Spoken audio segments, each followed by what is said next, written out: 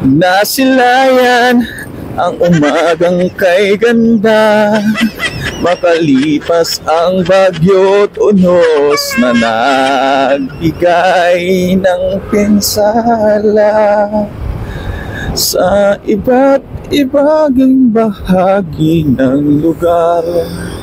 Ito'y nagbigay ng kalungkutan sa ating mga kababayan. Check natin mga kaigus. Ano ang bumaon? Bili ka! Bili ka!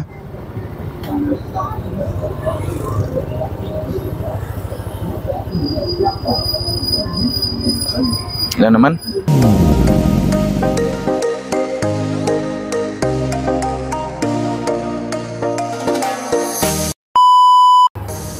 Good morning mga kahigos, welcome back to our channel Rocky Villegas TV at Kahigos 695. For today's video mga kahigos, yun nga, naghatid tayo kay Bunso Nathan Ray dahil may pasok sila ngayong Friday.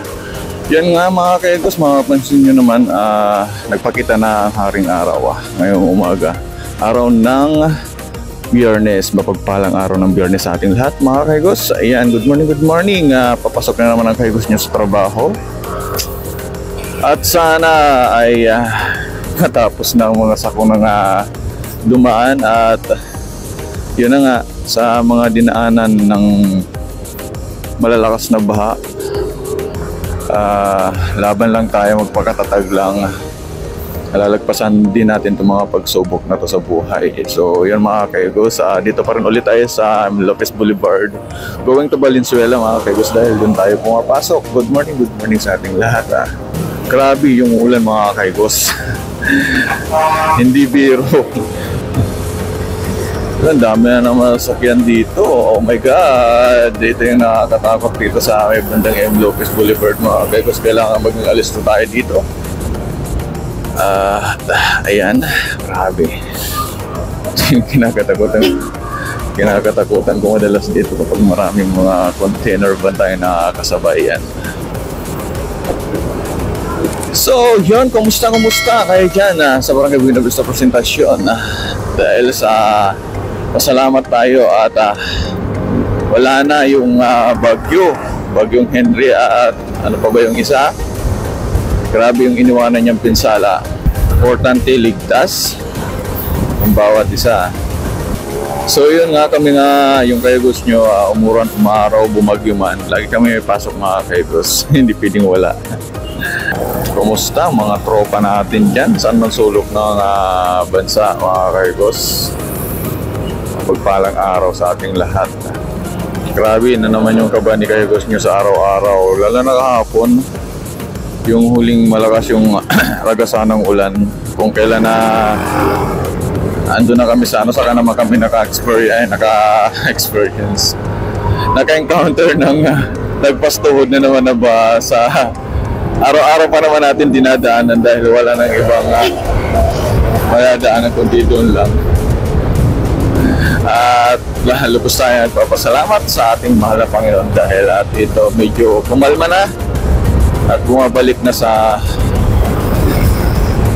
kalmadong panahon ang kalangitan.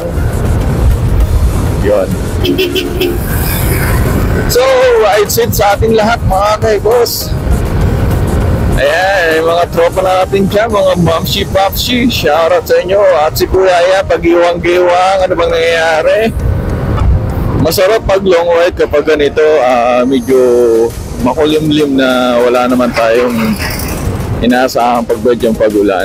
Ganito kasi hindi siya mainit. Hindi rin umuulan, di ba?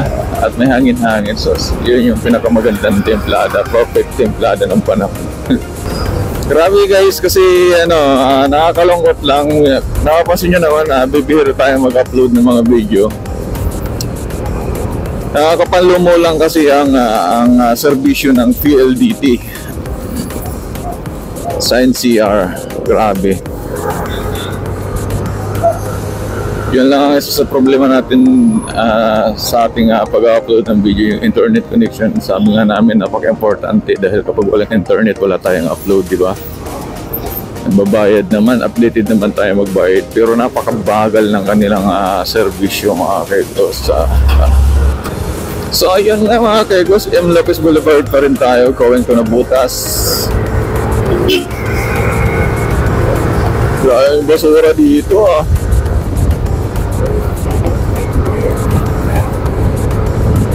Yun lang naman mga kaigos ang problema natin sa pinapasokan natin, yung kapag madalas ang pagbaha, mahihirapan talaga tayo. Tsaka kawawa yung service natin, yung lagi malulubog sa baha.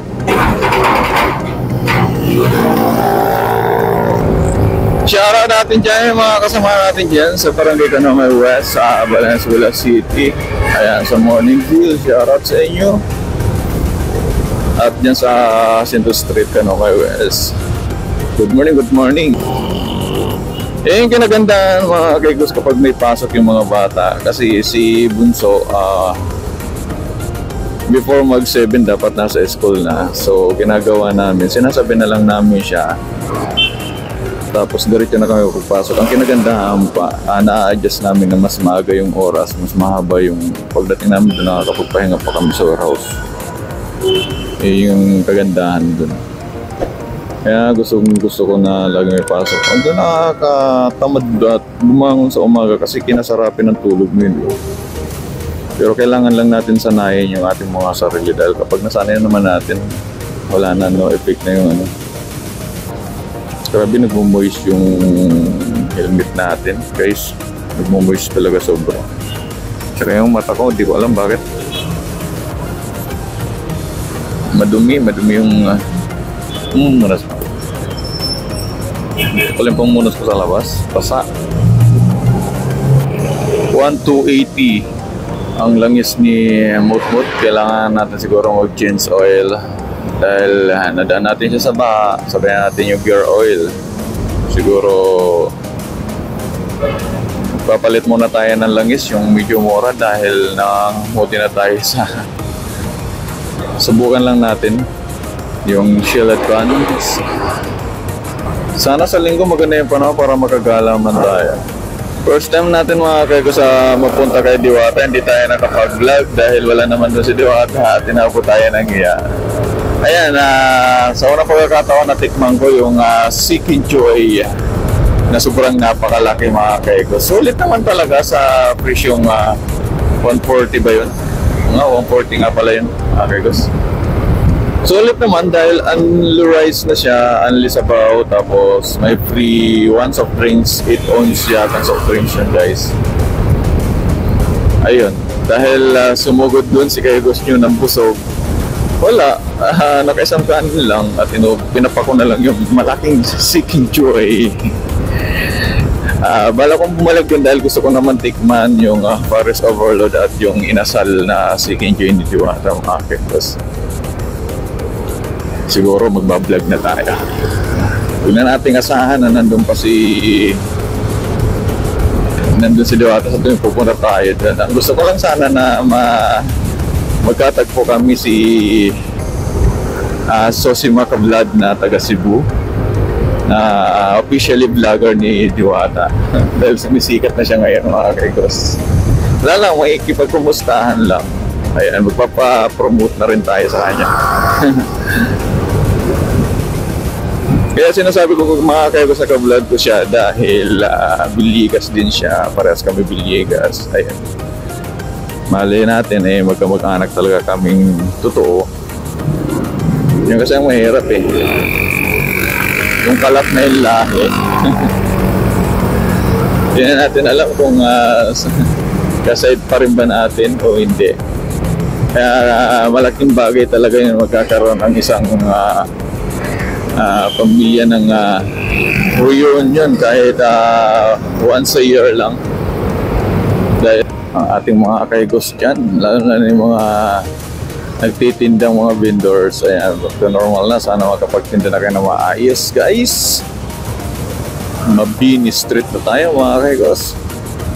Nasilayan ang umagang kay ganda, makalipas ang bagyo't unos na nagbigay ng pinsala sa iba't ibang bahagi ng lugar.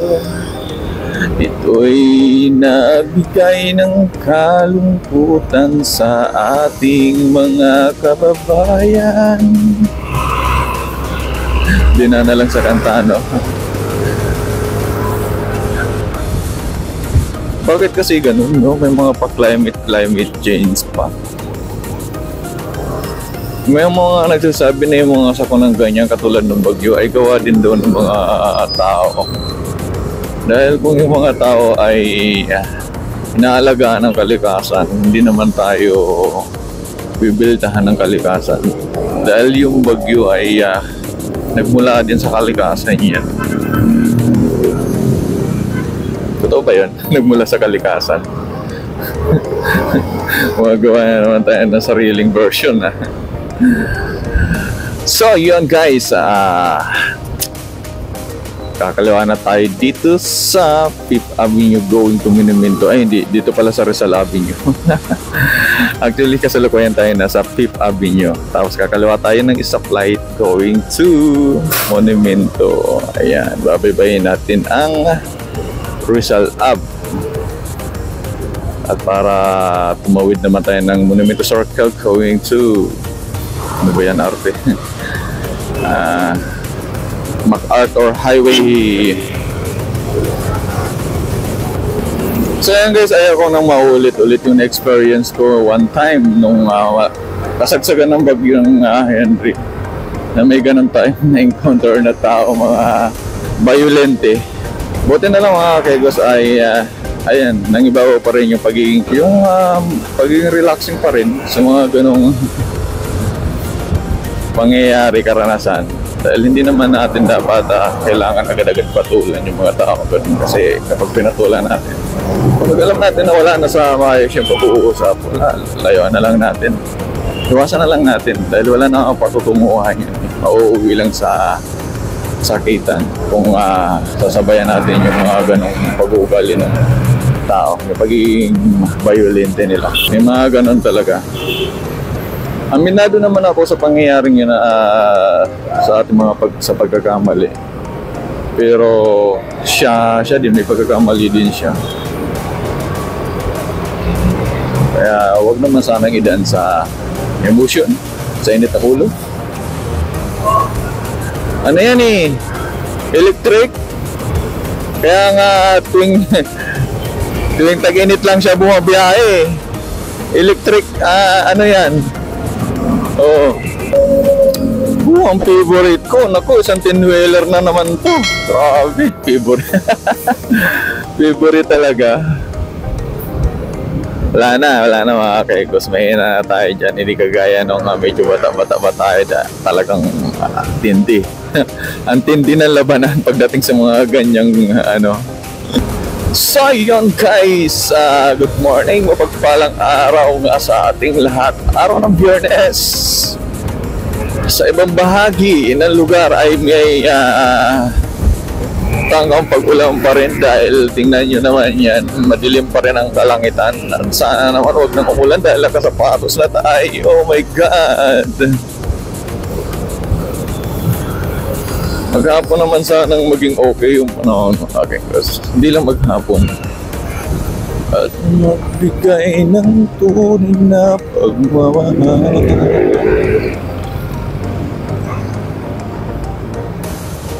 Ngunit ay amin at kalayo, at hindi kami makasuko. Ito ka, bagong magmamahal. Nangako na tayo ay pagtatagal. Ano pa ang dapat kong gawin Sana ay pagbigyan ng aking hiling. Huwag ka lang mawawala.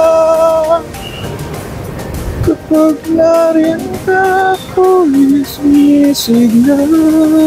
Ayan na naman tayo guys. Balik eskwela na ang ating mga estudyante. Haba-haba. Parang may bumao na naman sa gulong ah.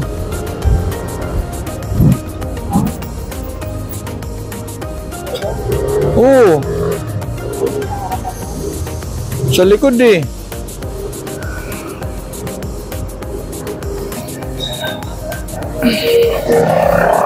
Check natin mga kagus.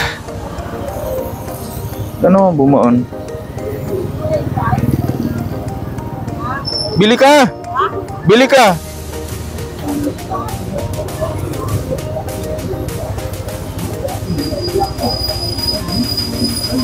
Yan naman. Sino? Saan?